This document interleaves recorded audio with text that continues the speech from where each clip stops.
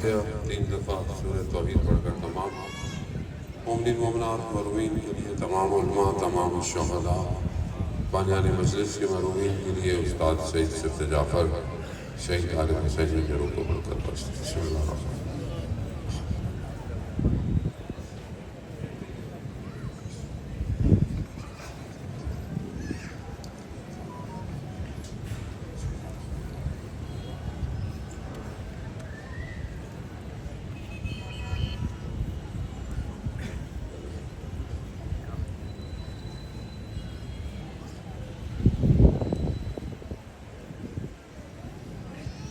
امام زمانہ کی سلامتی کے لیے بلند تر صلوات۔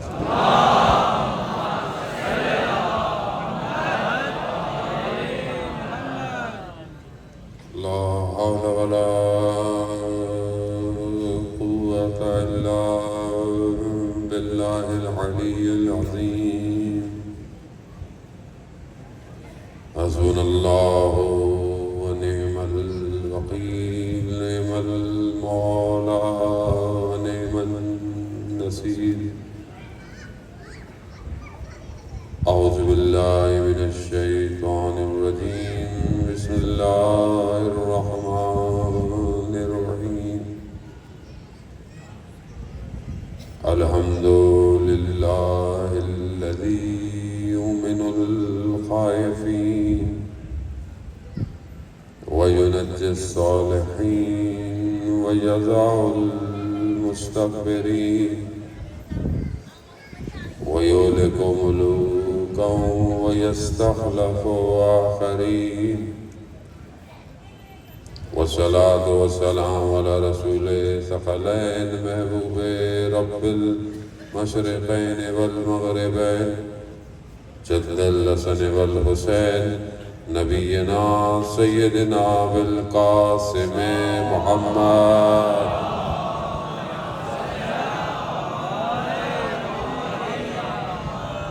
وعلى آله الطيبين الطاهرين المعصومين، لا سيما بقية الله في الأرضين، روحي وأرواحنا لتراب مقدم الفداء، ولعنة الله على أعدائهم أجمعين۔ بسم الله الرحمن الرحيم۔ رب اشرح لي صدري ويسر لي أمري واحلل عقدة من لساني يفقهوا قولي، أما بعد فقد قال الله سبحانه وتعالى في كتاب الحكيم والقرآن المجيد، ألا بذكر الله تطمئن القلوب۔ صلوات بھیجے محمد۔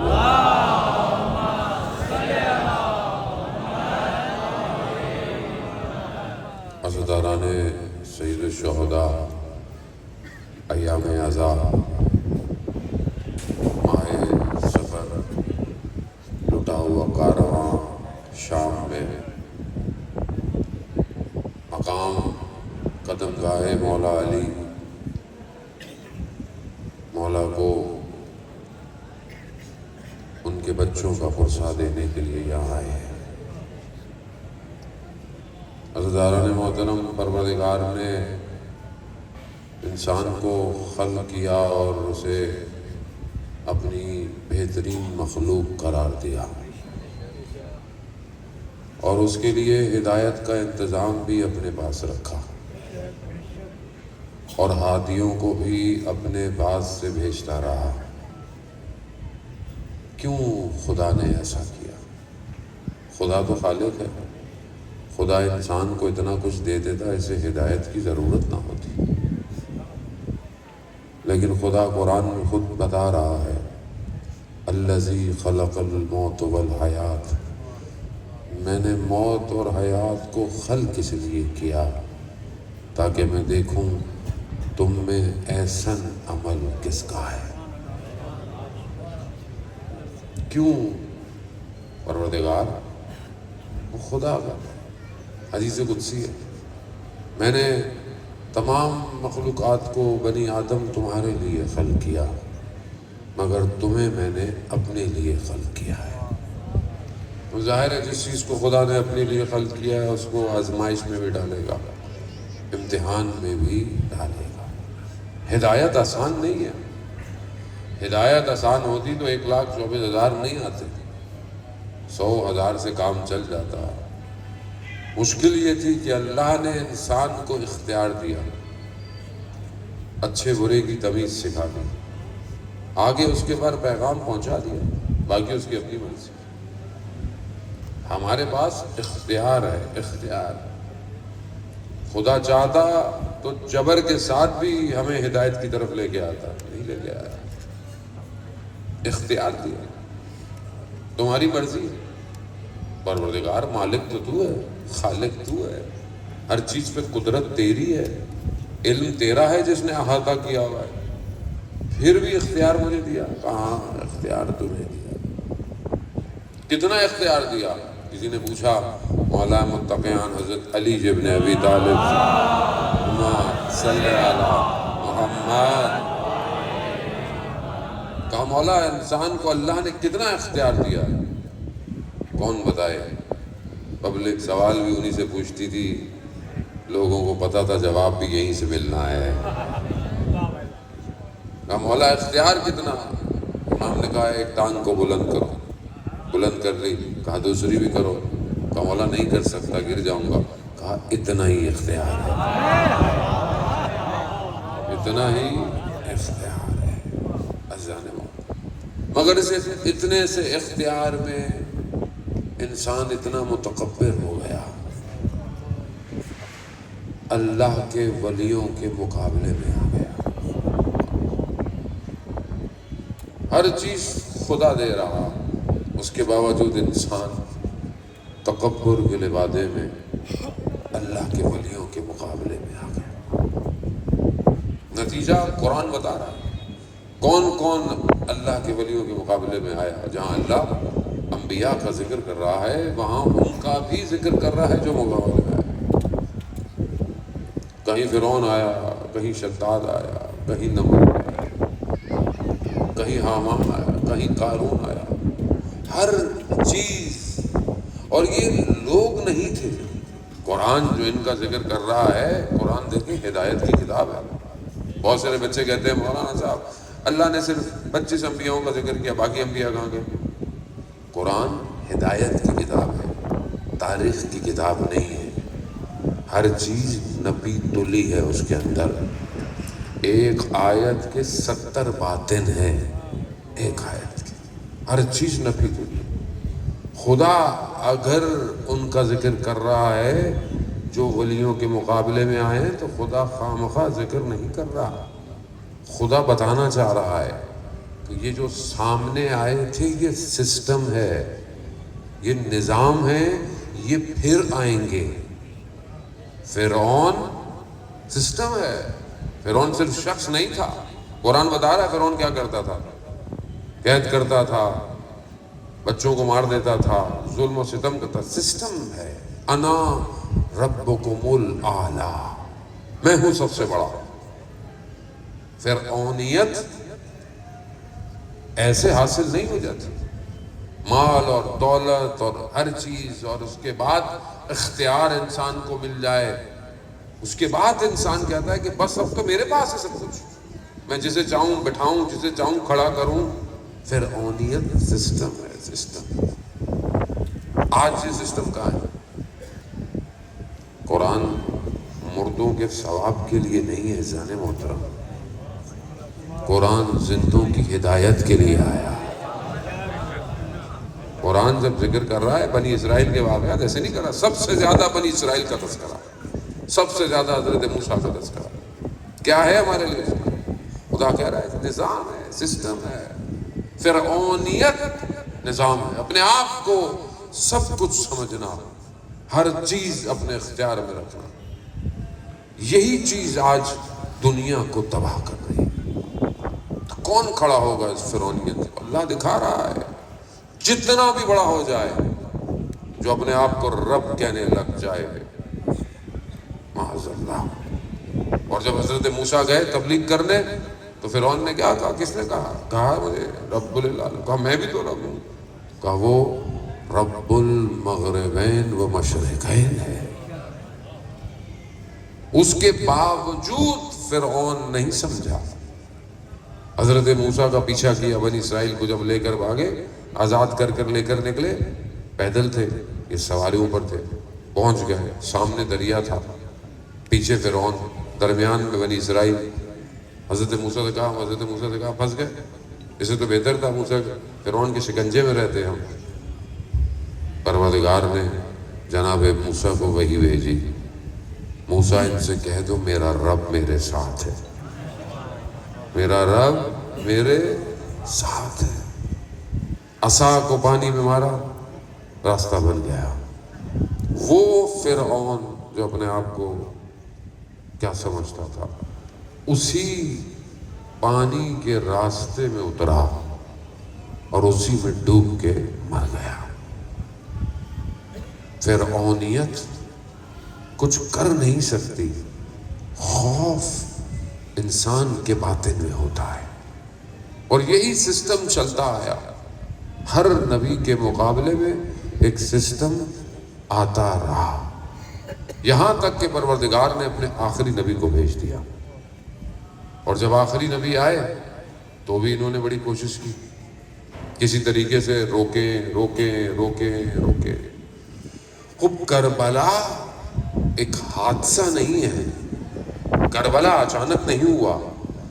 کربلا میں جو ایک طرف تھا وہ انبیاء کا وارث تھا, دوسری طرف جو تھا وہ ان سب کا وارث تھا. یہ ٹکراؤ اتنا آسان نہیں تھا, یہ دو قوتوں کا ٹکراؤ تھا. اسی وجہ سے تو آج تک اس کا ارتعاش کائنات میں گونج رہا ہے. کوئی چھوٹی چیز نہیں تھی یہ کربلا کہ نہیں امام حسین تھے آ گئے, فلانا تھا, دو شہزادوں کی جنگ تھی, امام کو حکومت نہیں چاہیے تھی. جسے عالم سجدہ کریں اسے کون سی حکومت چاہیے؟ لبیک یا حسین, لبیک یا حسین, ہاں لبیک یا حسین.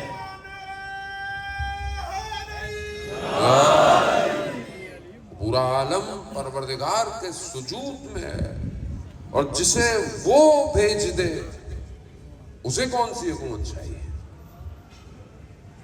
عزیزان محترم, خوب سمجھنے کی کوشش. جب تک یہ نظام سمجھ میں نہیں آئے گا ہم آج ایسے ہی رہیں گے, ہم بٹے رہیں گے, تفرقوں میں رہیں گے, امت نہیں بن پائیں گے, اور نہ ہی کچھ کر پائیں گے اس کے لیے جو ان سب کا وارث آنے والا ہے. وہ بھی سمجھنا ضروری ہے. تو وہ انبیاءوں کا وارث, جب آخری نبی آئے انہوں نے پوری کوشش کی کہ ان کو بھی روکیں, کسی طریقے سے روکیں, حکومت دے دیں, فلانا دے دیں, ہر کام کر لیا, مگر رسول خدا ایک قدم پیچھے نہیں ہٹے. میرے دائیں ہاتھ پہ سورج رکھ دو, میرے بائیں ہاتھ پہ چاند رکھ دو. اپنے چچا سے کہا کہ میں ایک قدم بھی پیچھے نہیں ہٹوں گا. مگر جب یہ مایوس ہو گئے تو بیٹھے ہوئے ایسے میں پھر وہی شیطان آیا جو حضرت یوسف کے بھائیوں کے پاس آیا تھا. کہا مار دو, مار دے. ان کو بھی یہی کہا تھا نا کہ بھائی کو مار دو. کہا کیسے مارے ہیں؟ کہا لے جاؤ. کہا کیسے لے جائیں, ہمارے باپ تو میرے بھائی کو چھوڑتے ہی نہیں ہیں. کہا بہانے سے لے جاؤ. ساری پلاننگ شیطان کی ہے, سب اسی پلاننگ ہے شیطان کی, لیکن وہ اپنا پلان کر رہا ہے.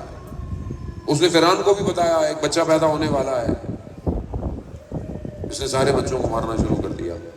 اس کا پلان تھا, ایک اللہ کا پلان تھا کہ موسیٰ کو فرعون ہی کے محل میں پیدا کروں, اسی کے محل میں پرورش ہوا. اللہ کا پلان تھا. حضرت یوسف کے بھائی پھینک کر چلے گئے, ختم ہو گیا. نہیں, وہ ان کا پلان تھا, ایک اللہ کا پلان تھا, میں یوسف کو عزیز مصر بنا دوں گا. انہوں نے بھی پلان, شیطان آیا اپنا تو پورا پلان لے کر آیا کہ بھائی مار دو. کہا کیسے مارے؟ بنی ہاشم بڑا قبیلہ, کہا سارے قبیلوں سے ایک ایک جمع کرو اور گھر پہ حملہ کر دو. تیار ہو گئے, وقت طے ہوا, رات کی تاریکی, گھر میں کودے, دیکھا کہ رسول خدا کے بستر پہ سو رہے ہیں. یہ پوری پلاننگ سے آئے, لیکن انہیں نہیں پتا تھا کہ اللہ نے نیا پلان بنایا ہوا ہے. انہوں نے جیسے ہی کپڑا ہٹایا تو نیچے قیامت تک کے لیے ایک نیا سسٹم، ولایت کا نظام، قیامت تک کے لیے۔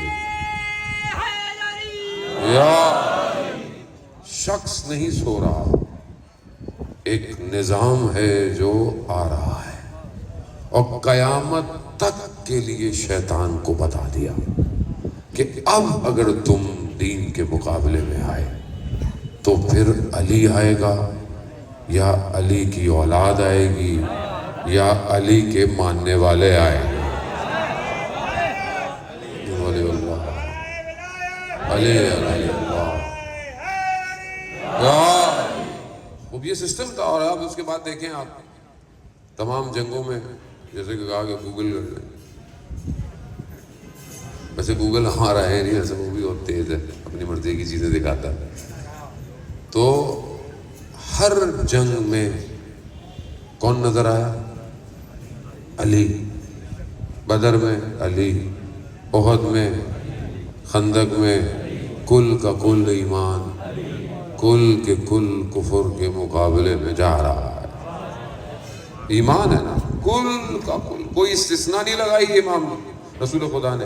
یہ نہیں کہا کہ آج کے دور کے لیے، کل کا کل ایمان، یعنی ایمان ہی یہی ہے۔ ایمان کیسے کہتے ہیں؟ وہ یہی ہے، اگر یہ ہے تو پھر ایمان ہے۔ کل کے کل کفر کے مقابلے میں جا رہا ہے۔ خندق اور پھر خیبر، 39 دن مسلمان لڑتے رہے۔ پہلے نہیں بھیجا، ورنہ کہتے ہیں ہمیشہ پہلے بھیج دیتے ہیں، سب جاؤ ادھر۔ لیکن نظام کو سمجھے۔ میں یہ ساری باتیں آپ نے سنی ہوئی، میں تو بس ایک طالب علم ہوتے پہ درس آپ کو واپس دینے آیا، سب سنا ہوا ہے آپ نے، لے کے کہیں اور جانا ہے اگر پہنچ گئے تو۔ 39 دن تک مسلمان لڑتے رہے۔ خیبر کیا تھا؟ قلعہ۔ کس چیز کا؟ نظامی قلعہ، اسٹریٹجیکل جگہ۔ انہوں نے سنا ہوا تھا کہ آخری زمانے میں نبی آئے گا، مگر اس سرزمین پر آئے گا۔ انہوں نے اپنے آپ کو اس سرزمین کے گرد بسانا شروع کر دیا۔ انہیں یہ یقین تھا کہ نبی ان کے اندر سے آئے گا، لیکن نبی ان کے اندر سے، انہوں نے اسی کی حفاظت کے لیے خیبر کا قلعہ بنایا ہوا تھا۔ وہ آرمی کی ایسی سٹرونگ جگہ تھی، تبھی تو 39 دن تک لڑتے رہے مسلمان۔ دروازہ ایسا تھا جسے 40 لوگ کھولتے تھے، آسان تھا۔ خود کیسا تھا کہ جس کے خوف سے لوگ بھاگتے تھے۔ 39 دن تک رسول خدا دکھانا چاہ رہے تھے، میں اسے بھیجوں گا جو کرار ہوگا، غیر، یعنی سسٹم ہے۔ ہم سمجھے نہیں، ہم نے مولا علی کو فرقوں بانٹ دیا۔ ولایت نظام ہے۔ دنیا پورے عالم کائنات میں سب سے اوپر ولایت کا نظام ہے۔ برائے عظمت امیر المومنین باواز بلند صلوات اللہ صلی اللہ۔ پروردگار کہہ رہا ہے، خیبر میں نہ کوئی جب کے کام آیا۔ خیبر بڑا یاد آ گیا۔ غزوہ خیبر میں نہ کوئی جب کے کام آیا، رسول پاک کے لب پر علی کا نام آیا۔ ادھر زبان ہلی اور ادھر امام آیا کہ جن کا کام ہے بگڑی سوار تیرے نا، قدم قدم قدم قدم قدم پہ علی کو پکارتے رہنا۔ حیدرآباد قدم گا کے مومنو، ہاتھوں میں تھکاوٹیں تو چھوڑو، دونوں ہاتھ بلند کر کے نعرہ حیدری۔ سلامت سلامت زارہ محترم، ولایت نظام ہے۔ ہم فرقوں میں بانٹ دیا، نظام الہی ہے، کائنات اسی نظام سے چل رہی ہے۔ انما ولیکم اللہ، خدا قرآن میں کہہ رہا ہے انما حسر ہے، یعنی اس کے سوا تمہارا اور کوئی ولی، انما ولیکم اللہ و رسول، اللہ تمہارا ولی ہے، رسول ہے، اور وہ لوگ جو ایمان لے کر آئے، اور اس کی بھی شرط لگائی آگے، قید لگائی، جو لوگ ایمان لے کر آئے اور رکوع کی حالت میں زکوٰۃ دیتے ہیں، صرف یہ تمہارے ولی ہیں۔ قرآن سیدھا سیدھا ترجمہ، نہ کوئی لیفٹ ہے نہ کوئی رائٹ ہے۔ کس نے دیا رکوع میں؟ زکوٰۃ۔ ولی ہے، ولایت سب سے ہائیسٹ ڈگری ہے، عالم اسی کے ذریعے چل رہا ہے، امام اس عالم سے لے رہا ہے سب کچھ۔ ہم سمجھتے ہیں فلانا امام، شیعوں کا امام، سنیوں کا امام، حنفیوں کا امام، حنبلیوں کا امام، ملک۔ ہمارا امام فرقے کا امام نہیں ہے، ہمارا امام مسجد کا امام، ہمارا امام کائنات کا امام ہے۔ کائنات اسی کے وجود سے چل رہی ہے، خدا کا نظام ہے، اس میں ناراض ہونے کی کوئی بات نہیں۔ کوئی پروردگار نے بنایا اسے۔ بھئی سورج سے روشنی نہیں لوں، کیسے نہیں لوں؟ اللہ سورج کیوں بنایا تھا؟ روشنی کیوں آ رہی ہے؟ کہیں اور سے دے دیتا۔ کہا میری دنیا ہے، میں جیسے چاہوں گا ویسے بناؤں گا۔ سورج روشنی دے گا، پانی پیاس بجھائے گا، بادل پانی برسائے گا، زمین آگ اناج اگائے گی، میرا نظام ہے یہ۔ میں جسے اختیار دے دوں، میں جسے اپنا ولی بنا لوں، اس کے ذریعے سے۔ اللہ کہہ رہا ہے کہ یہ حجت جب تک کائنات میں ہوگی، کائنات بچی رہے گی۔ ہر زمانے میں اللہ نے اپنی حجت کو بھیجا۔ رسول خدا کے جانے کے بعد کیسے ہو سکتا تھا؟ وہ بھی یہ نظام ہے۔ ہم تاریخ کے دریچوں میں بٹ گئے اور حق سے دور ہو گئے، ہم سمجھ نہیں پائے۔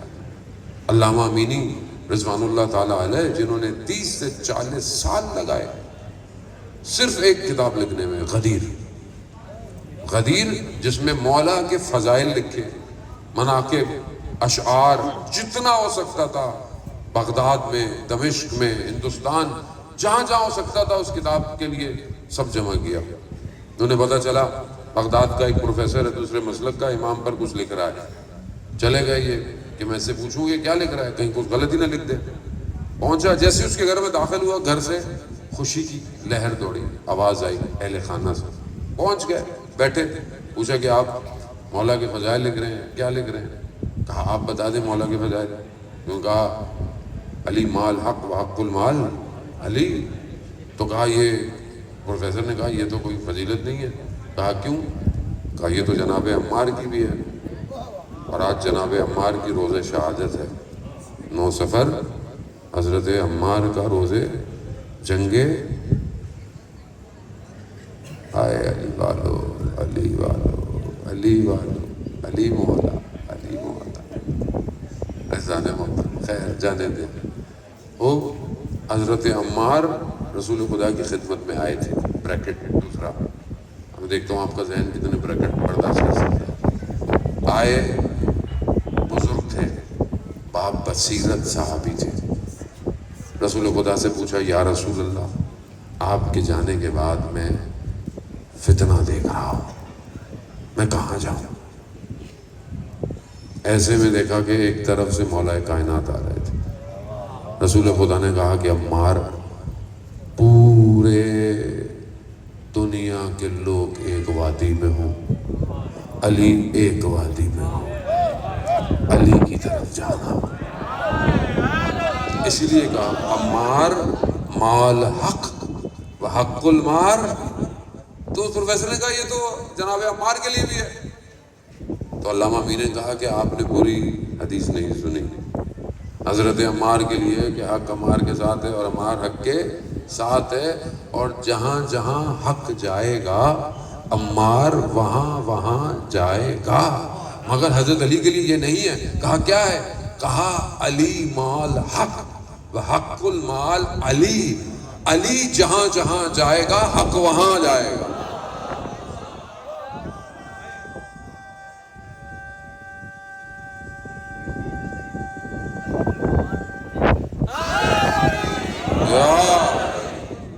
جہاں علی جائے گا حق وہاں جائے گا۔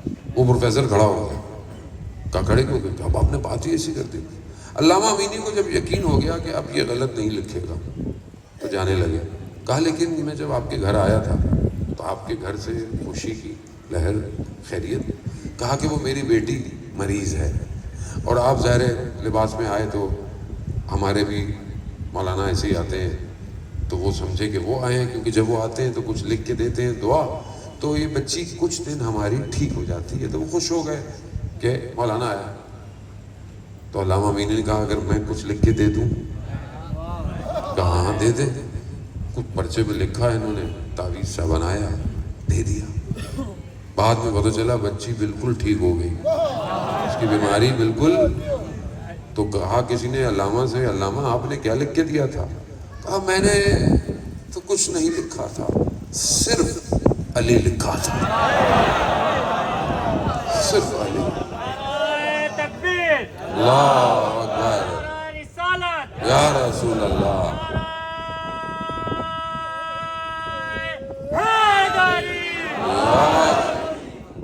علی لکھا، تاثیر ہے۔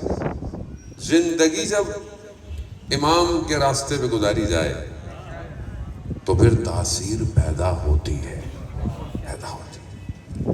کام اطاعت ہے۔ 39 دن مسلمان لڑتا رہا۔ امام نے جانے کے لیے ایسے دیکھیں، امام، ہم بعض اوقات تاریخ کی بعض باتیں کرتے ہیں، تھوڑا سا حصہ بیان کرتے ہیں اور پھر نکل جاتے ہیں۔ حقیقت میں یقین ہے، بہرحال مجلس میں وقت بھی اتنا نہیں ہوتا کہ انسان ہر چیز کو بہت ڈیٹیل سے بیان کرے، لیکن سمجھنے کی ضرورت ہے کہ امامت ہے کیا، امامت کی ضرورت کیوں ہے۔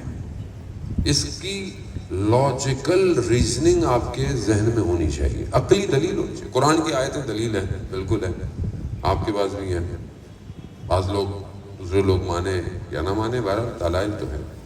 تاریخ میں سنت حدیث دلائل کے ساتھ بھری پڑی ہے، ہر جگہ سے آپ دیکھیں کہ دلیلیں ہیں، اور اس میں کوئی اناد نہیں ہے۔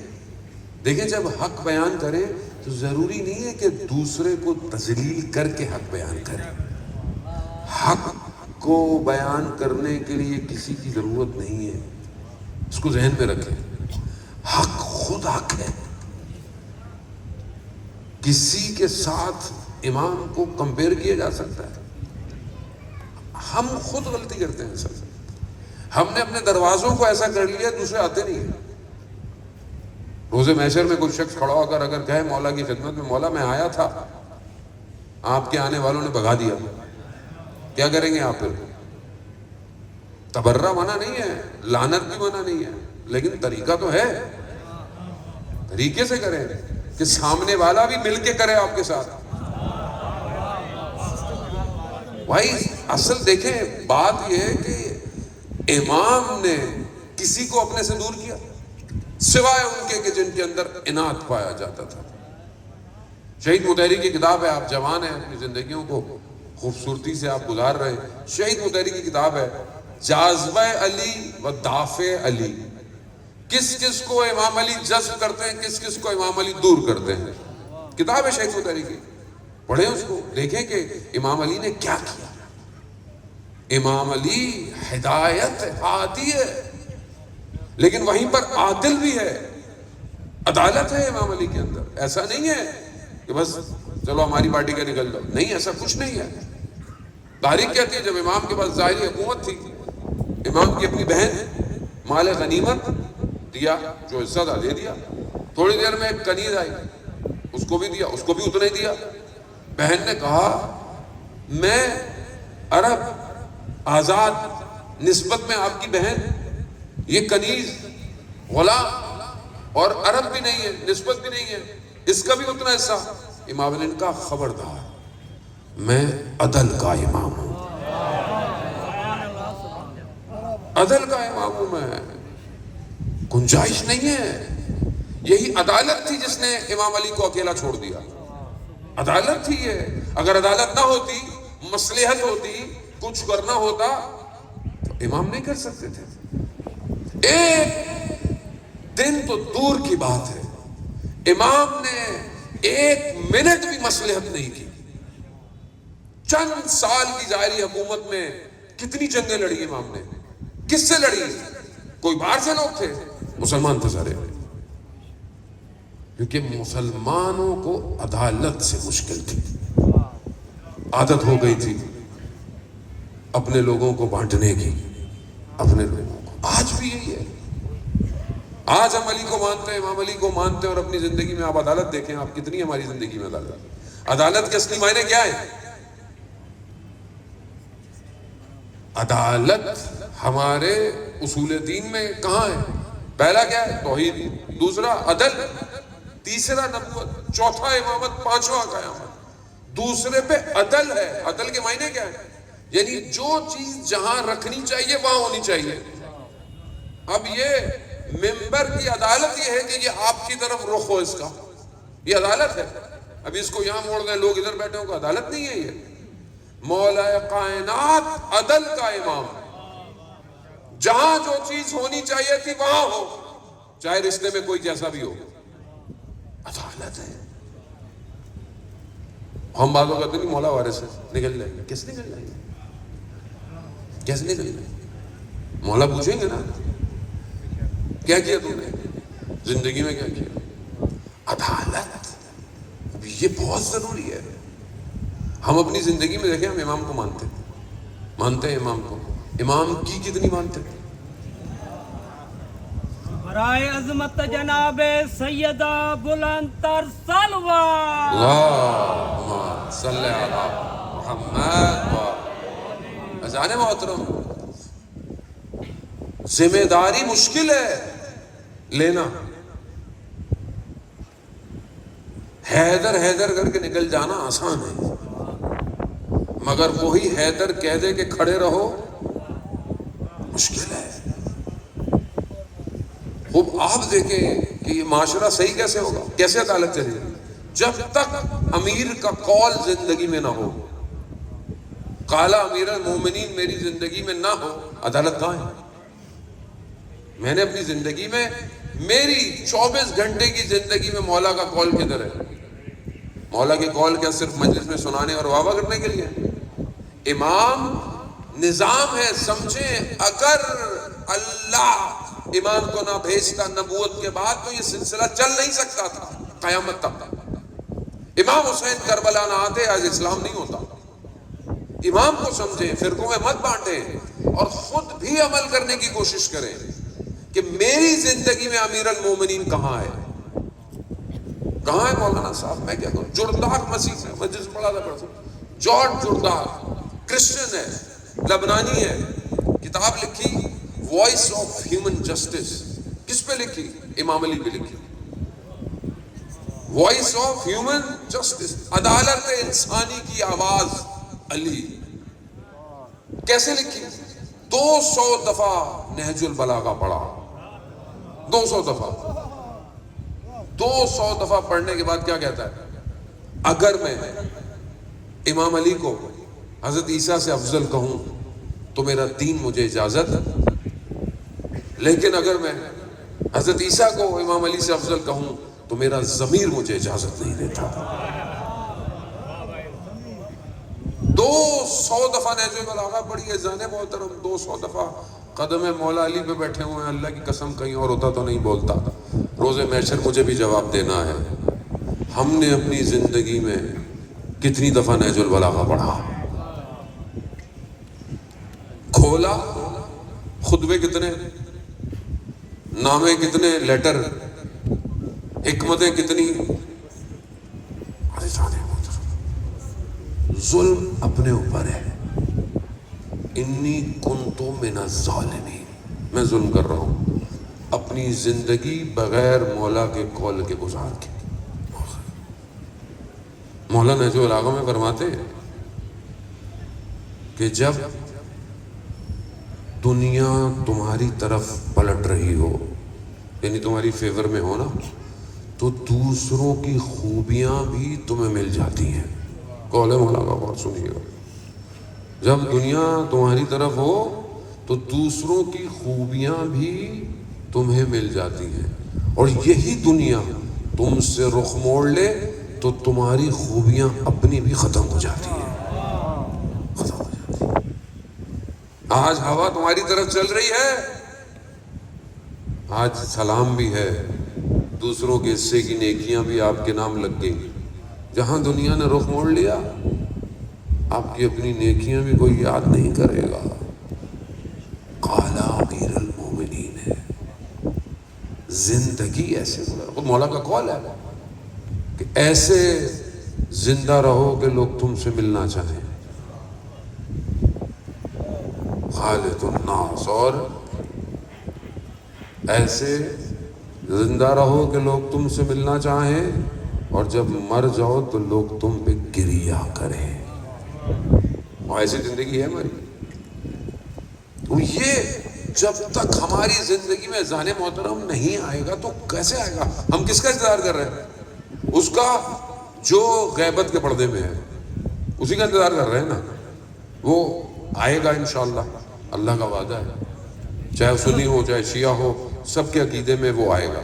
برائے ظہور امام زمانہ بلند تر صلوات. اللہم صلی علی محمد.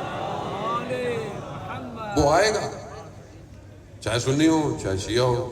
کوئی کہتے ہیں غیبت میں ہے، کوئی کہتے ہیں پیدا ہوگا، کوئی فرق نہیں پڑتا، آنا تو اس نے ہے. وہ جو آئے گا وہ کون سی حکومت لائے گا؟ کون سی حکومت ہوگی؟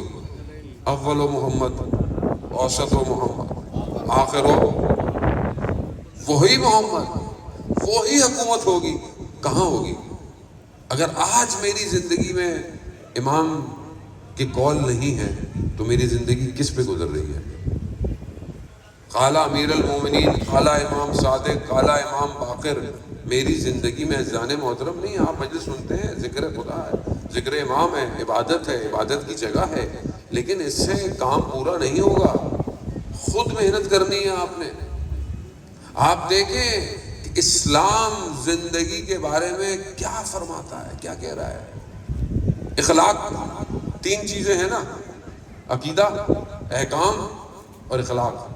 تینوں پر ہماری جو کتاب اربع کی پہلی کتاب اصول کافی، اصول کافی، کتنی ہمارے پاس حدیثیں اس چیز میں. کبھی ہمیں فرصت ملی؟ اذان محترم، ایسے اگر ہم بڑھیں گے تو ہم امت نہیں بنا سکتے. امت نہیں بنا سکتے. ذمہ داری کندھوں پر ہٹا کر ہم امام میں زمانہ تک نہیں پہنچ سکتے. یاد رکھیے گا، امام کے پاس وہی پہنچے گا جو اپنی زندگی کو امام کی اطاعت میں گزارے گا. امام کی اطاعت، امام کی اطاعت ضروری ہے. عالم دین بہت بڑے آیت اللہ شمس الدین اپنی کتاب میں واقعہ بیان کرتے ہیں. میں نے کافی دفعہ یہ پڑھ بھی چکا ہوں کہ بصرہ کے شہر میں ایک شخص تھا جس کے پاس جو تھی وہ جڑی بوٹیوں کی دکان تھی. دو لوگ اس کی خدمت میں آئے اور کہا کہ ہمیں کافور اور سدر دے دو. کافور سدر کیوں چاہیے ہوتا ہے؟ جب کسی کا انتقال ہو جائے تو اسے 3 پانیوں سے غسل دیا جاتا ہے. کافور کے پانی سے، سدر یعنی بیری کا جو پاؤڈر ہوتا ہے اس سے، اور صاف پانی سے 3 غسل دیے جاتے ہیں. کہا کہ ہمیں کافور سدر دے دو. اس شخص نے ان 2 لوگوں کو دیکھا تو دیکھا کہ ان کا حلیہ یہاں کا نہیں ہے، ان کا لہجہ یہاں کا. کہا آپ کا طور طریقہ بہت مہذب ہے، آپ کہاں سے آئے؟ کہا تمہیں اس سے کیا، تم کافر سدر دو. بہت اصرار کیا اس نے. تو انہوں نے کہا کہ ہم امام زمانہ کے ساتھ ہوتے ہیں، ہمارے ایک ساتھی کا انتقال ہو گیا ہے اور ہمیں تمہارے پاس بھیجا ہے کہ تم سے کافور اور سدر لے لیں۔ اب جب اس نے یہ سنا کہ یہ تو امام کے پاس ہے، ان کے پاؤں پڑ گیا، کہا مجھے بھی امام سے ملنا ہے۔ بہت اصرار، کہا ہمیں اجازت نہیں ہے، ہمیں اتنی اجازت، کہا نہیں، بہت اصرار کیا تو انہوں نے کہا کہ ایک شرط پہ ہم تمہیں لے جائیں گے، لے جائیں گے، اگر امام نے خود ملنا چاہا تو ملاوا دیں گے، ورنہ کہا ٹھیک ہے مجھے قبول ہے۔ کافور صدر اٹھایا، دکان بند کی اور ان کے ساتھ چلنے لگا۔ چلتے چلتے گیا، پانی دیکھا، دونوں پانی کے اوپر چل رہے ہیں۔ انہوں نے مڑ کے دیکھا، کیا کر رہے ہو؟ کہا میں پانی پہ کیسے چلوں؟ کہا بسم اللہ پڑھو اور اللہ کو آخری حجت کا واسطہ دو، اور دیکھا پانی کے اوپر چلنا شروع ہو گیا۔ پانی پہ چلتے چلتے درمیان میں جہاں صرف پانی پانی تھا، دیکھا بادل آئے، بادل برسنا شروع ہوئے۔ جیسے ہی اس کا لباس گیلا ہوا، اس کے ذہن میں آیا کہ یہ اپنے چھت کی دکان کی چھت پہ صابن سوکھنے کے لیے رکھ کے آیا تھا، کہیں وہ گیلے تو نہیں ہو گئے۔ جیسے ہی خیال آیا، یہ خود پانی میں ڈوب گیا، ہاتھ پاؤں مارنے لگا۔ دونوں نے مڑ کے، ایک شخص نے کہا کہ تم جا کہاں رہے ہو اور سوچ کہاں رہے ہو؟ کہا کیا کروں؟ کہا بسم اللہ پڑھو، آخری حجت کا واسطہ دو، دیا دوبارہ، پھر چلنا شروع۔ چلتے چلتے کنارے میں لگا، خیمہ تھا، سبز رنگ کا نور نکل رہا تھا، اسے روک دیا انہوں نے، اندر گئے دونوں۔ اس نے سنا اس نے، انہوں نے کہا کہ مولا بہت اصرار کر رہا تھا، ہم لے آئے، آگے آپ کی مرضی ہے۔ تو اس نے سنا کہ امام فرما رہے ہیں جس کا ذہن صابن میں ہو وہ ہمارے کسی کام کا ایسا نہیں ہوتا۔ اس کی دکان تھی ہربل کی، جڑی بوٹیوں کی، اس کا صابن، ہمارا صابن کیا ہے؟ ہر شخص کا صابن الگ ہے۔ میرے لیے کتابیں، مدرسہ ہے نا، میں نے بنایا ہے نا ہر چیز، یہ عادت ہے، لیکن یہ رکاوٹ آ گیا میرے لیے۔ حجاب بن جاتا، نور خود حجاب بن جاتا ہے، حجاب بن جاتا ہے، حجاب۔ میں تو نوکر ہوں، میں تو یہاں مولا کا نوکر ہوں، اچھا نہیں، جس کا ذہن صابن میں ہو۔ ہمارا ذہن صاف ہے امام تک جانے کے لیے؟ میں تو نماز پڑھتا ہوں تو ذہن ادھر ادھر چلا جاتا ہے۔ تھوڑی دیر کے لیے انسان نماز میں اپنے ذہن کو کنٹرول نہیں کر سکتا۔ آسان نہیں ہے، ولایت قیمت مانگتی ہے ذہن محترم۔ اگر ولایت آسان ہوتی تو پھر 72 نہیں 72 لاکھ ہوتے کربلا میں۔ بہت ضروری ہے ذہن محترم کہ ولایت کو سمجھیں اور عمل کریں زندگی میں۔ اب مشکل نہیں ہے، پریکٹیکل ہے۔ آپ بولے مولانا صاحب آپ تو ہمیں اعتراضی کر کے، میں نہیں اعتراض کر کے نہیں جا رہا، بہت ایزی ہے۔ میں نہج البلاغہ کا خطبہ ہے، خطبہ متقین، 190 ہے، بعض پرنٹ میں 191 ہوگا۔ آپ کو کتاب بھی خریدنے کی ضرورت نہیں ہے، میں آپ کے لیے آسان کر کے جا رہا ہوں۔ قدم گاہ مولا میں آپ کو ہدیہ دے کے جا رہا ہوں، موبائل کی اپلیکیشن، شیعہ tool kit, divine plus, امامیہ app, نہج البلاغہ کا ٹچ کرنا ہے آپ نے، صرف انگلی سے ٹچ کرنا ہے، نہج البلاغہ کھل جائے گا۔ اردو میں، انگلش میں، فارسی میں، عربی میں، اردو میں، عربی نہیں آتی، اردو میں فوراً کھل جائے گا۔ خطبے، نامے، یا پھر نیچے حکمتیں، حکمت سے شروع کریں۔ جیسے قرآن بچے کو سکھانے کے لیے پہلے 30واں پارہ پڑھاتے ہیں نا پیچھے سے، نہج البلاغہ بھی پیچھے سے پڑھا جائے۔ حکمتیں پڑھیں، پڑھتے رہیں، سمجھ میں آئے نہ آئے، پڑھتے رہیں، پڑھتے رہیں، پہلی دفعہ پڑھتے رہیں، پڑھتے عادت ڈالیں۔ کالا انسٹاگرام، کالا ٹک ٹاک، کالا فیس بک، صبح سے شام پڑھتے ہیں، ایک ہی خبر کو 4 نیوز چینل پہ دیکھتے ہیں، پھر بھی دل نہیں بھرتا۔ امیر المومنین کا قول زندگی اور آخرت بدل دے گا۔ خطبہ متقین 190، کون؟ حمام، مولا کا صحابی ہے، مولا کی خدمت میں آیا، مولا مجھے متقین کی صفات بتائیں۔ امام نے اس کو بتایا کہ متقی تقویٰ پرہیزگاری ہے، جو اللہ نے کہا ہے عمل کرو۔ جو منع کیا چھوڑ دو. کہا نہیں مجھے مولا اور بتائیں. امام نے کہا برداشت نہیں کر پاؤ گے. کہا نہیں مجھے مولا اور بتائیں. امام نے پورا خطبہ بیان کیا, متقین کی صفات بیان کی, اور جب خطبہ ختم ہوا حمام کی روح پرواز کر گئی. امام المتقین کوئی بھی نہیں ہے سوائے علی ابن ابی طالب کے. انسان پوری زندگی میں ایک دفعہ خطبہ متقین نہ پڑھے. قرآن کیا کہہ رہا ہے؟ مدلل, متقین کے لیے ہدایت ہے. تو متقین کہاں بنے ہم؟ امام بتائیں گے نا. اور مجھے بتائیں کسی اور نے بتایا آج تک؟ کسی اور کے پاس ہے؟ کوئی بھی نہیں ہے اور سوائے امام کے. امام صرف اس دنیا کے لیے نہیں ہے زین محترم. قیامت میں سمجھ میں آئے گا امام کسے کہتے ہیں. قسیم النار والجنہ, جنت اور جہنم کو تقسیم کر. جنت کی دروازے کی جو کھونٹی ہے نا, کھونٹی, اس کو جب ہلایا جائے گا تو آواز آئے گی علی علی علی علی. لیکن وہاں پہنچنا بھی تو ہے. خطبہ متقین کا ایک حصہ اور آپ سے عزیزان محترم التماس دعا.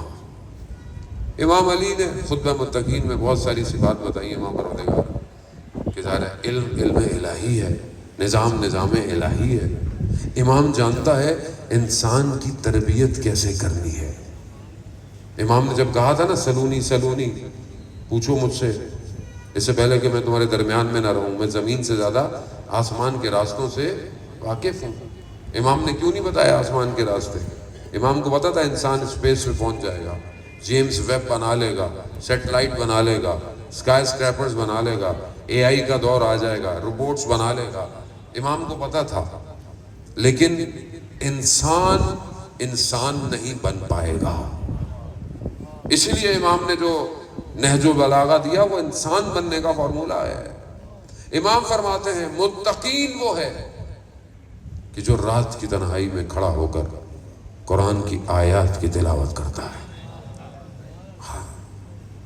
اور جب جنت کی آیتوں پر پہنچتا ہے تو بالکل ایسے جیسے خود جنت کے نظاروں کو دیکھ رہا ہے. اور جب جہنم کی آیات دیکھتا ہے تو اسے جہنمیوں کا شور سنائی دیتا ہے. اور اگر خدا نے اس کی موت کا دن مقرر نہ کیا ہوتا تو اس کی روح ایک لمحے کے لیے اس کے بدن میں نہ رہتی. متقین اذان محترم کب بنیں گے متقین؟ کس کے لیے امام نے یہ خطبہ کہا ہے؟ ہمارے لیے کہا ہے. ہم تو کہتے نہیں مولانا صاحب مولا وارث ہے, ہم تو نکل جائیں گے. اذان محترم نہیں ساتھ دے پائے لوگ, آسان نہیں ہے یہ ولایت. جب تک اندر نہ آئے نا, لوگ اپنے سینوں کو امام کے لیے بنا نہیں پاتے. وہ ایک خطیب جو مجلس پڑھتا تھا کہتا تھا ہم بھی کربلا میں ہوتے تو ہم بھی یہ کر لیتے, ہم بھی وہ کر لیتے.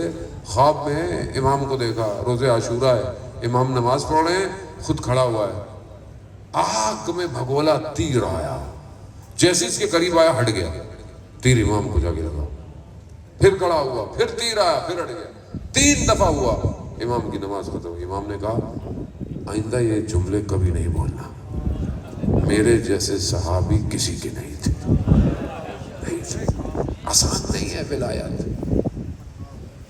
70 دفعہ مارا جائے, 70 دفعہ زندہ کیا جائے, ماں ترکتوں کا یا حسین. ہم تیار ہیں اپنے امام کے لیے. ہم سے کوفہ کا سوال نہیں پوچھا جائے گا, ہم سے کربلا کا سوال نہیں پوچھا جائے گا. خدا کی قسم میں مولا کے قدم پہ باز بیٹھ رہا ہوں, ہم سے بغداد, کاظمین, سامرا کوئی سوال نہیں پوچھا جائے گا کہ تمہارا امام 14 سال زندان میں رہا, تم نے کیا کیا. نہیں پوچھا جائے گا. ہم سے پوچھا جائے گا 1180 سال سے زیادہ ہو گئے, تمہارا امام غیبت میں تھا, تم نے کیا کیا. کیا کیا تم نے؟ بیچ دیا تم نے اپنے نفس کو دنیا کی خاطر, تھوڑی سی گناہ کی لذت کی خاطر. میں جوانوں سے کہہ رہا ہوں، آپ میرے بیٹوں کی طرح ایک تصویر کے پیچھے اپنے نفس کا سودا مت کریں، ایک نامحرم تعلقات کے پیچھے اپنی رات برباد نہ کریں۔ کم سے کم نفس کی قیمت جنت ہے، مولا کا قول ہے، میرا بھی نہیں ہے، مولا کا قول ہے۔ کم سے کم اگر بیچنا بھی ہے تو کم سے کم جنت کے لیے بیچیں۔ کیوں بیچ رہے ہیں رات کو بیٹھ کے؟ کیوں روح بھاری ہو جاتی ہے کہ فجر میں اٹھا نہیں جاتا؟ ہم اس مولا کے ماننے والے ہیں جو رات کو 1000 رکعت نفل پڑھتا تھا، اس مولا کے ماننے والے ہیں۔ ہم کتنی رکعت نفل پڑھتے ہیں؟ چھٹے امام کا قول ہے لیسا من شیعتنا، امام جعفر صادق علیہ السلام، ہما صلی علی محمد، امام فرماتے ہیں لیسا من شیعتنا، وہ ہمارا شیعہ نہیں ہے جو تہجد کی نماز کو ترک کر دے، شیعہ نہیں ہے۔ آپ بولتے ہو ہم تو مولانا نارمل نماز میں ٹینشن میں، آپ تہجد پڑھا رہے ہیں، ایسی ہے ایسا۔ امام فرماتے ہیں چہرے کا نور چاہتے ہو تہجد پڑھو۔ آیت اللہ کشمیری فرماتے تھے دین چاہیے تہجد پڑھو، دنیا چاہیے تہجد پڑھو، آخرت چاہیے تہجد پڑھو۔ حدیث قدسی میں پروردگار ملائکہ سے خطاب کر رہا ہے، ملائکہ گواہ رہنا، میرا بندہ جب رات کی نیند میں میرے لیے نوافل کے لیے کھڑا ہو اور اس کی تھوڑی نیند کی وجہ سے اس کے سینے سے ٹکرائے، گواہ رہنا میں نے اس کی تمام حاجتوں کو قبول کر لیا۔ اٹھے اس کی بات، مولا کے ماننے والے ہیں، مولا تو کتنی مناجات کرتے تھے، لیکن صرف میں گھر مسجد میں آؤں، میں قدم گاہ پہ ڈیوٹی دوں، میں امام بارگاہ میں مسجد میں، یہ بندگی نہیں ہے۔ بندگی ہے کہ آپ گھر میں کیسے ہیں، آپ کا کردار گھر میں کیسا ہے، آپ کا اخلاق بازار میں کیسا ہے، ضروری ہے شخص۔ اس لیے تو امام فرماتے ہیں نا، ہزاروں میں اگر ایک بھی ہو تو ہمارے لیے زینت بنا، زینت دور سے دیکھو، بہت ضروری ہے۔ ہم بعض اوقات گھر کو، عبادت کو، خدا کو باہر ڈھونڈ رہے ہیں، خدا گھر میں ہوتا ہے، خدا گھر کے اندر ہے۔ مولا کائنات گھر کے اندر کیسے تھے؟ خود رسول خدا بچوں کے ساتھ کیسے تھے؟ مدینہ کے یتیم بچے کہتے تھے، افتخار کرتے تھے کہ ہم چھوٹے ہوتے تھے رسول خدا ہمیں گلوں سے لگاتے، سینوں سے لگاتے۔ رسول خدا نے کبھی بچوں کو پہل نہیں کرنے دی سلام کی، کوئی بچہ نہیں کہتا تھا کہ ہم پہلے سلام کیا، نہیں۔ ہمیں کوئی بچہ سلام نہ کرے ہم کہتے ہیں ماں باپ نے سکھایا نہیں تمہیں بیٹا۔ روایات کہتی ہیں بچے کو دن میں 12 دفعہ سینے سے لگاؤ، بوسا دو، کرتے ہیں۔ حدیث قصہ آپ نے پڑھی، بی بی کیا فرما رہی ہیں جب بچے آ رہے ہیں؟ یا قرۃ عینی، اے میرے آنکھوں کی ٹھنڈک۔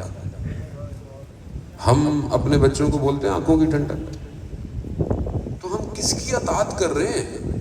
کون کس کو مانتے ہیں؟ میرا کس کو مانتے ہیں؟ اخلاق، کردار اسلام کو کردار چاہیے۔ ایک صحابی کو رسول خدا دفنانے جا رہے ہیں، کبھی دائیں سے جنازہ اٹھاتے ہیں، کبھی بائیں سے جنازہ اٹھاتے ہیں۔ بعد میں صحابیوں نے کہا یا رسول اللہ یہ آپ کیا کر رہے ہیں؟ کہا ملائکہ کبھی دائیں تھے کبھی بائیں تھے، میں بھی وہی کر رہا تھا، قبر میں اتارا۔ ماں نے جب اتنی شان و شوکت دیکھی کہ رسول قبر میں کھڑا ہے، ماں نے کہا کتنا خوش قسمت ہے میرا بیٹا، صحابی تھے۔ رسول خدا نے کہا کہ جلدی مت کرو، میں قبر میں عذاب دیکھ رہا ہوں۔ یا رسول اللہ ملائکہ جنازے میں؟ ہاں۔ کہا عذاب؟ کہا باہر بہت اچھا تھا مگر گھر میں بد کلام تھا، کلام سے۔ کون سا دین ہے؟ ماں باپ کا احترام نہ کرے آدمی، بیوی شوہر کا احترام نہ کرے، شوہر بیوی کے آگے احترام نہ کرے، ہمسائے کا کوئی خیال نہ کرے، بازار میں انسان جھوٹ بولے، غلط بولے، اسلام نہیں ہے۔ صرف مسجد میں اسلام نہیں چاہیے، ایسا نہیں بولتا، وہ نہیں آئے گا، آئے گا، ہمارے پاس نہیں آئے گا، وہ تو اللہ کا وعدہ ہے، اسے تو کوئی نہیں روک سکتا۔ دنیا کی پوری طاقتیں روکنے میں لگی ہوئی ہیں، لگی ہوئی ہیں، 39 دن تک لڑتے رہے، مگر علم اسے دیا جو کرار تھا، غیر فرار تھا، جس سے خدا بھی محبت کرتا تھا اور خدا اور وہ خود بھی خدا سے محبت کرتا تھا۔ وہ دروازہ جسے 40 لوگ کھولتے تھے 2 انگلیوں سے اکھاڑ دیا۔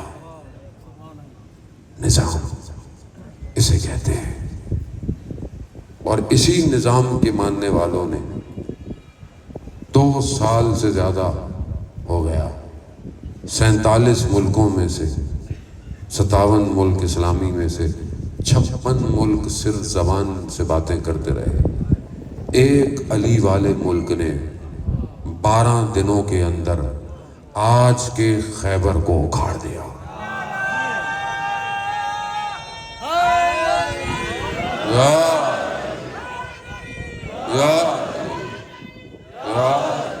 اکھاڑ دیا، نظام ہے یہ، لوگ اسی نظام سے گھبراتے تھے۔ علی جہاں ہو وہاں نظام ہوتا ہے۔ اپنے آپ کو تیار کریں جان محترم، بس 10 بستہ آپ سے معافی بھی مانگتا ہوں، میری کوئی بات آپ کو بری لگی ہو، قصد بالکل نہیں تھا، اپنی اصلاح کے لیے میں نے آپ کی خدمت میں باتیں پیش کی۔ اللہم صلی علی محمد۔ نظام امام خود چلا رہے ہیں، امام نظام کو آگے لے کے جا رہے ہیں۔ اذان محترم، ہر دور میں امام کے بندے دنیا میں ہوتے ہیں۔ آیت اللہ خرازی اپنی کتاب روزنائی عالم غیب جو جمکران مسجد نے پبلش کی ہے، اس کے اندر جو ہے وہ بتاتے، مستند کتاب ہے، ڈاکٹر حسن عاملی 1915 اور 1917 کے درمیان کا واقعہ، پہلی جنگ عظیم۔ اس زمانے میں حکومتیں بہت دور دور تک تھیں، سرحدیں بڑھی ہوئی تھیں۔ ایران غیر جانبدار تھا، روس، رشیا، سوویت یونین، ارومیہ کا بارڈر ہے۔ وہ ڈاکٹر حسن سرجن، کہا میری ڈیوٹی لگائی گئی ارومیہ کے بارڈر پہ، 4000 کا لشکر ہمیں دیا گیا کہ کہیں رشیا اندر نہ داخل ہو۔ کہا ایک رات میں کیمپ میں بیٹھا تو کچھ لوگ ایک لکڑی ایسے جیسے کوئی اسٹریچر ہوتی ہے، ایک بدل لے کر آئے۔ میں سمجھا کہ میت ہوگی، لیکن دیکھا کہ شخص زندہ تھا۔ اس نے کہا مجھے کہ میرے گولی لگ گئی ہے، اس کو نکالو۔ میں نے کہا میرے پاس اتنا چیزیں نہیں ہیں تمہیں بے ہوش کرنے کے لیے۔ کہا تمہارے پاس چاقو ہے؟ کہا سوئی دھاگا ہے؟ کہا بس کافی ہے۔ کہا بس کاٹو اور نکال دو۔ کہا تمہیں بیٹھنا پڑے گا۔ کہا بیٹھ گیا، پیٹھ پیچھے کر کے۔ میں نے اس کو جیسے ہی کاٹا، دیکھا کہ وہ کوئی ذکر کر رہا ہے، اور اس کے ذکر کی وجہ سے اس سے چہرے سے نور زمین پر آ رہا ہے، اسے کوئی درد نہ ہوا۔ میں نے نکالا، سب کیا، جب اسے لٹایا تو میں نے پوچھا کہ تمہیں تکلیف نہیں ہوئی؟ ماجرا کیا ہے؟ کہا تم نے نہیں سنا کہ جب مولا کائنات کو جنگوں میں تیر لگتا تھا تو امام جب عبادت میں کھڑے ہوتے تھے تو تیر نکالے جاتے تھے۔ کہا بس ہم ان کے ماننے والے ہیں، ذکر کر رہا تھا۔ تھوڑی دیر بعد جو ہیڈ تھا اس نے کہا ڈاکٹر کو کہ فوج روس کی داخل ہو رہی ہے، ہمیں بغیر بتائے فوجیوں کو پیچھے کرنا پڑے گا، کہیں ہلچل نہ مچ جائے۔ صرف ڈاکٹر کو کہا کسی کو بتانا نہیں، ٹیکنیکل پیچھے ہوں گے۔ اس نے کہا کہ چلو یہ شخص تھوڑا مختلف لگتا ہے، اس کو بتا دو۔ اس کو بتایا، اس نے کہا نہیں ایسا نہیں ہوگا، وہ پیچھے چلی جائے گی فوج، یا ہو سکتا ہے ابھی تک جا بھی چکی ہو۔ جب یہ بات افسر کو بتائی تو وہ کہا اس کو کیا پتا، اس کو کیا علم، مجھے تو جاسوسوں نے خبر دی ہے۔ تھوڑی دیر بعد جاسوسوں نے خبر دی کہ فوج پیچھے چلی گئی۔ اب ڈاکٹر کہتا ہے کہ میں یقین کر گیا کہ یہ عام آدمی نہیں ہے، نہ درد ہو رہا ہے، خبر بھی اس کے پاس ہے۔ میں نے پوچھا تم کون ہو؟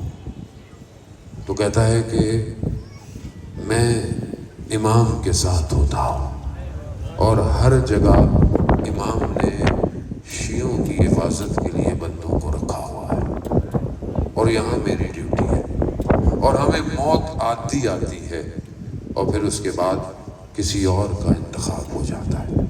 آج بھی 313 تو امام کے وہ ہیں جو سرباز ہوں گے، لیکن ابھی بھی ایک دائرہ ہے جو امام کے گرد ہے اور پوری دنیا میں پھیلے ہوئے ہیں۔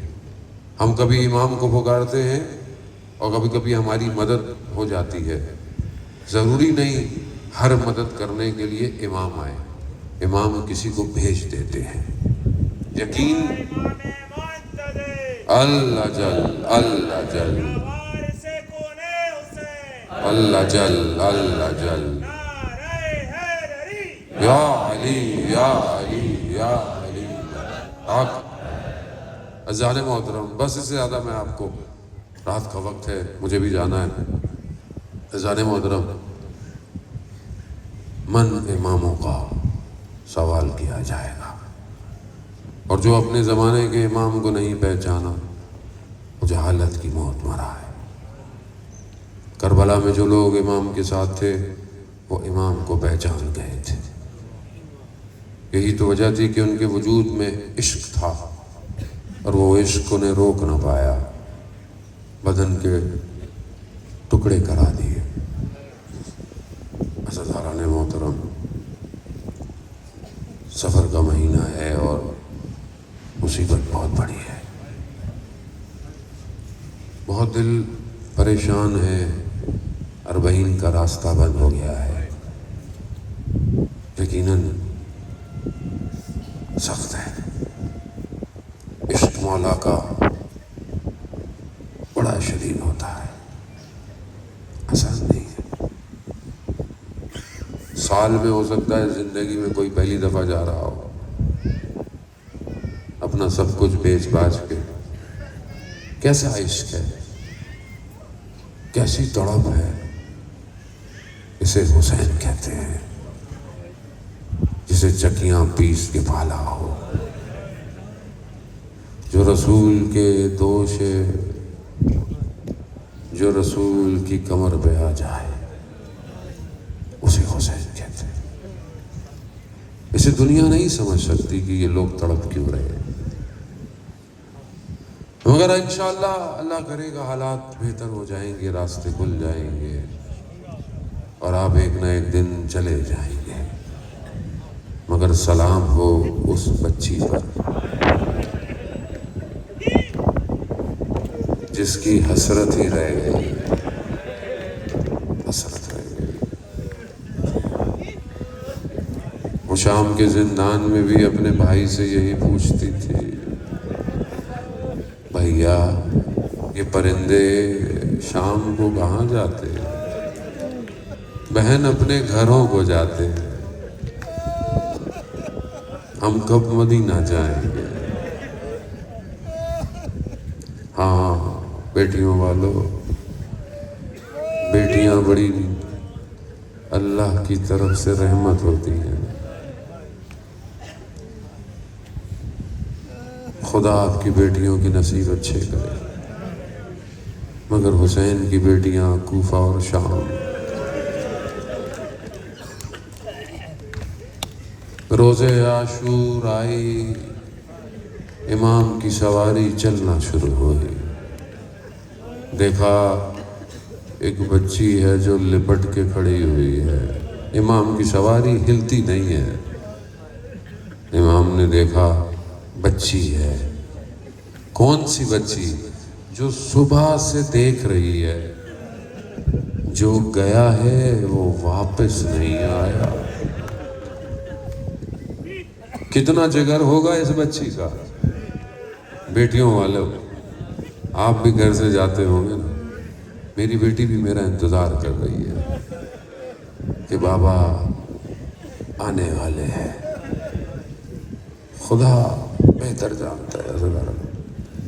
ایک دفعہ میں نے سوچا کہ میں کبھی گھر واپس نہ جاؤں تو میری بچی کا کیا ہوگا. ہم تصور نہیں کر سکتے. بچیاں انتظار کرتی ہیں، بیٹیاں. چھوٹی بچی دیکھا کہ بابا بھی جا رہے ہیں. امام نیچے اترے، بچی کو گلے لگایا، گریہ کیا. بچی نے نہیں کہا بابا سے بابا واپس کب آؤ گے. بچی کو پتا تھا بابا واپس نہیں آئے گا. بچی نے یہ کہا بابا ہمیں مدینہ واپس چھوڑو. امام نے کہا بیٹا اب دیر ہو گئی ہے.